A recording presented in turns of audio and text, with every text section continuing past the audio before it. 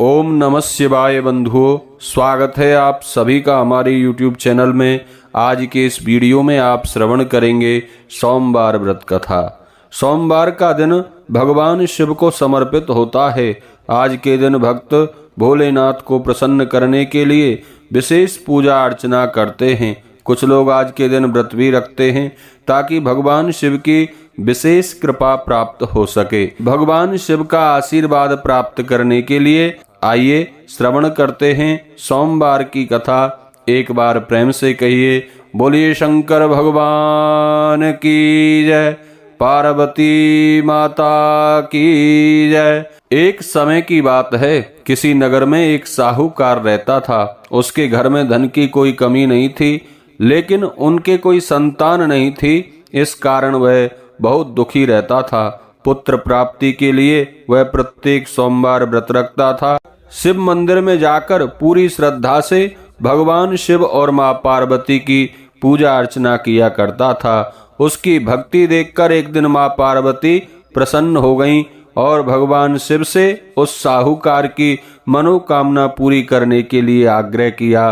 पार्वती जी की इच्छा सुनकर भगवान शिव ने कहा, हे पार्वती, इस संसार में हर प्राणी को उसके कर्मों का फल मिलता है और उसके भाग्य में जो होता है वह उसे भोगना ही पड़ता है। लेकिन पार्वती जी ने साहूकार की भक्ति का मान रखने के लिए उनकी मनोकामना पूर्ण करने की इच्छा जताई। माता पार्वती के आग्रह पर शिवजी ने साहूकार को पुत्र प्राप्ति का वरदान तो दिया, लेकिन साथ ही यह भी कहा कि उसके बालक की आयु केवल 12 वर्ष होगी। माता पार्वती और भगवान शिव की आपस की बातचीत को साहूकार सुन रहा था। उसे ना तो इस बात की कोई खुशी हुई और ना ही कोई दुख हुआ। वह पहले की भांति ही भगवान शिव की पूजा अर्चना, व्रत आदि करता रहा। कुछ समय के बाद साहूकार के घर एक पुत्र का जन्म हुआ। वह बालक 11 वर्ष का जब हुआ तो उसे पढ़ने के लिए काशी भेज दिया गया। साहूकार ने पुत्र के मामा को बुलाकर उसे बहुत सारा धन दिया और कहा कि तुम इस बालक को काशी विद्या प्राप्ति के लिए ले जाओ और मार्ग में यज्ञ कराना। जहाँ भी यज्ञ कराओ वहाँ ब्राह्मणों को भोजन कराते हुए दक्षिणा देते हुए जाना। दोनों मामा भांजे इसी तरह यज्ञ कराते और ब्राह्मणों को दान दक्षिणा देते काशी की ओर चल पड़े। रात में एक नगर पड़ा जहाँ पर नगर के राजा की कन्या का विवाह था, लेकिन जिस राजकुमार से उसका विवाह होने वाला था वह एक आंख से काना था। राजकुमार के पिता ने अपने पुत्र के काना होने की बात को छुपाने के लिए एक चाल सोची। साहूकार के पुत्र को देखकर उसके मन में विचार आया। उसने सोचा, क्यों ना इस लड़के को दूल्हा बनाकर राजकुमारी से विवाह करा दूं। विवाह के बाद इसको धन देकर विदा कर दूंगा और राजकुमारी को अपने घर ले जाऊंगा। लड़के को दूल्हे के वस्त्र पहनाकर राजकुमारी से विवाह करा दिया गया। लेकिन साहूकार का पुत्र ईमानदार था, उसे यह बात न्याय संगत नहीं लगी। उसने अवसर पाकर राजकुमारी की चुन्नी के पल्ले पर लिख दिया कि तुम्हारा विवाह मेरे साथ हुआ है, लेकिन जिस राजकुमार के संग तुम्हें सुबह विदा किया जाएगा वह एक आंख से काना है और मैं काशी जा रहा हूँ विद्या पढ़ने के लिए। राजकुमारी ने अपनी चुन्नी के पल्ले पर लिखी बातें पढ़ी तो उसने अपने माता पिता को यह सब बात बताई। राजा ने अपनी पुत्री को विदा नहीं किया, इसके कारण बारात वापस चली गई। दूसरी ओर साहूकार का लड़का और उसका मामा काशी पहुंचे। वहां जाकर उन्होंने यज्ञ किया। जिस दिन लड़के की आयु 12 साल की हुई उस दिन भी यज्ञ रखा गया।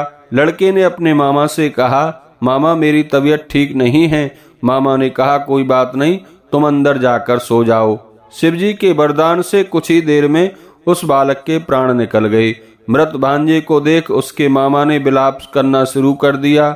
संयोगवश उसी समय शिवजी और माता पार्वती उधर से जा रहे थे। पार्वती जी ने भगवान शिव से कहा, स्वामी, मुझे इसके रोने के स्वर सहन नहीं हो रहे हैं। आप इस व्यक्ति के कष्ट को अवश्य दूर करें। जब शिवजी मृत बालक के समीप गए तो वह बोले, यह उसी राजकुमार का पुत्र है जिसे मैंने 12 वर्ष की आयु का वरदान दिया था। अब इसकी आयु पूरी हो चुकी है, लेकिन मातृभाव से विभोर माता पार्वती ने कहा, हे महादेव, आप इस बालक को और आयु देने की कृपा करें, अन्यथा इसके वियोग में इसके माता पिता भी तड़प तड़प कर मर जाएंगे। माता पार्वती के आग्रह पर भगवान शिव ने उस लड़के को जीवित होने का वरदान दिया। शिव जी की कृपा से वह लड़का जीवित हो गया। शिक्षा प्राप्त करके लड़का अपने मामा के साथ अपने नगर की ओर चला। दोनों चलते हुए आज उसी नगर में पहुंचे जहां उसका विवाह हुआ था। उस नगर में भी उन्होंने यज्ञ का आयोजन किया। उस लड़के के ससुर ने उसे पहचान लिया और महल में ले जाकर बहुत अच्छे से खातिरदारी की और अपनी पुत्री को दान दहेज सहित उसके साथ विदा कर दिया। इधर साहूकार और उसकी पत्नी भूखे प्यासे रहकर बेटे की प्रतीक्षा कर रहे थे। उन्होंने प्रण कर रखा था कि यदि उन्हें अपने बेटे की मृत्यु का समाचार मिला तो वह भी प्राण त्याग देंगे, परंतु अपने बेटे के जीवित होने का समाचार पाकर वह बेहद प्रसन्न हुए। उसी रात भगवान शिव ने व्यापारी के स्वप्न में आकर कहा, हे श्रेष्ठी, मैंने तेरे सोमवार के व्रत करने तथा व्रत कथा सुनने से प्रसन्न होकर तेरे पुत्र को लंबी आयु प्रदान कर दी है। इसी प्रकार जो भक्त श्रद्धा और भक्ति से भगवान महादेव की पूजा अर्चना और सोमवार व्रत करते हैं, भगवान भोलेनाथ उनकी समस्त मनोकामनाओं को पूर्ण करते हैं। बोलिए शंकर भगवान की जय।